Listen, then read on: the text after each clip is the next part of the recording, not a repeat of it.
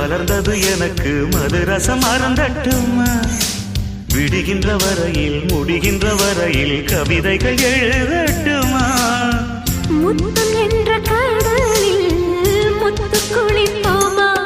அழகு அழகு ஓ